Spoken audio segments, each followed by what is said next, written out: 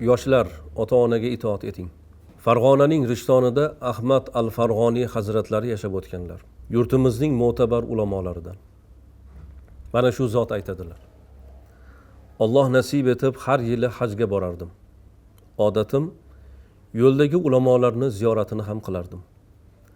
Navbatdagi bir safarimda Eronning shimolida bir zotning huzurida ziyoratlarda o'tirganimda, azizlar, Eron deganda butkul shiyalar emas. Eronda hozirgi kunda 26 million sunniylar bor. Bir zotning huzurida o'tirganimda otam, onam haqida so'radilar. Otam dunyodan o'tgan, keksa onam bor dedim. Shunda haligi zotni birdaniga yuzlari qizarib, jahllari kelib aytdilarki, farzni ado etib, nafl uchun onasini xizmatini tark etgan olimga qarang deb yubordilar. Ya'ni hajga bir marta borish farz, qayta borish bu nafl.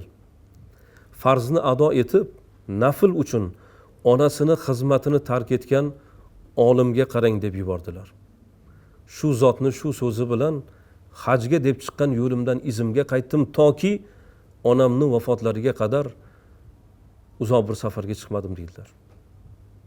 Agar bugungi yoshlar ota-onani izmida bo'lsalar, ota-onani o'zlariga mo'tabar deb bilsalar, yo'llardan adashmaydilar. Men o'ylaymanki, shu kichkina bir aqlim bilan shu narsani o'ylaymanki, bugun aqidasi buzilgan, e'tiqodi buzilgan hamma yoshlar ota-onasidan uzoqlashgan yoshlar. Chunki ota-ona birortasi aytmaydiki, bolam to'g'ri qilyapsan. Seni yo'ling to'g'ri demaydi.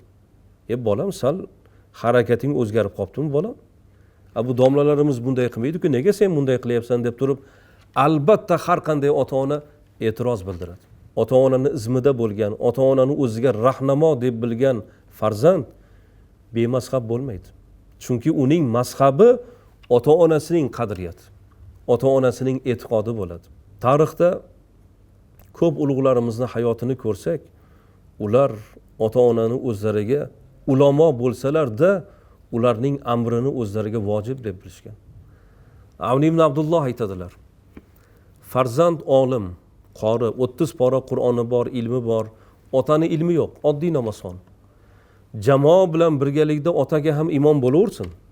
Lekin ota bilan yolg'iz qolganda odob yuzasidan otani oldiga chiqmasin debdilar. Orqada tursin, ota imomlikka chiqsin. Ota imom bo'lsin debdilar. Shunda adabga to'g'ri keladi debdilar.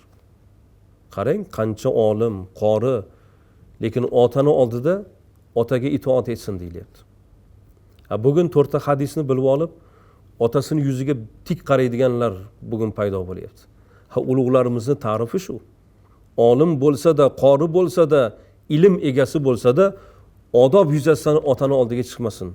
Ota orqada tursin deb ta'rif beryaptilar. Bugun men shunga da'vat etaman. Yigit qizlar o'z ota-onasining izmida bo'lsinlar. Shularni e'tiqodi, shularni nasihati bo'yicha ish tutsalar, otajon, onajon, siz nima desangiz desalar, hech qaysi bir ota-ona yomonlikka boshlamaydi. Nima deydi ota-ona?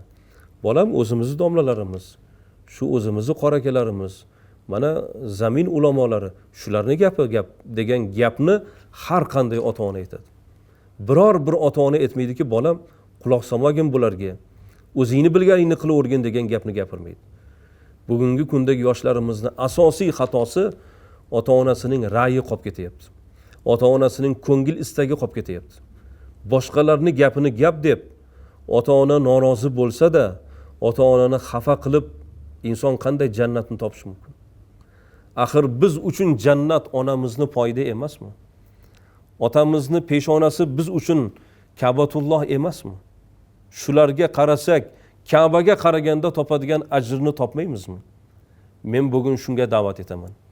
Yigit qizlarimizni, vatanimiz o'g'lonlarini, farzandlarini o'z ota-onalarini sevishga, qadrlashga, shularning izmida, shularning rioyasida bo'lishga da'vat etaman. Zero biz uchun sharaf shunda, azizlar. Hasan Basriydan, Hazrat, men o'zimni solih inson ekanligimni qaysi jihatim bilan belgilasam bo'ladi deganlarida, ota-onangga bo'lgan munosabatingdan dedilar. Yigitni, qizni solih inson ekanligini belgisi ota-onasiga bo'lgan munosabati bilan bo'ladi.